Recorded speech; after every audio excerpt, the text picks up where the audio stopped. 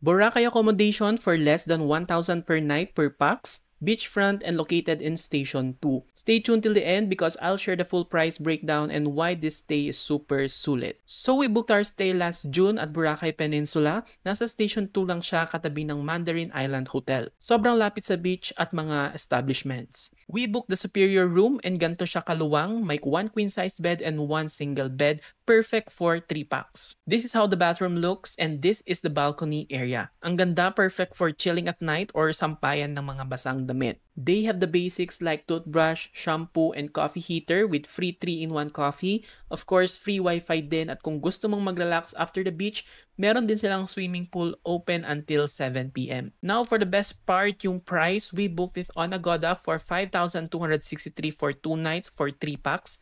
Divide natin yung 5,263 sa 2 nights and 3 packs. That's around 877 per person per night. O diba, sulit na yon. Pero better check their current price on Agoda kasi pwedeng mag-iba yung rates nila. So, ayun lang. Bye!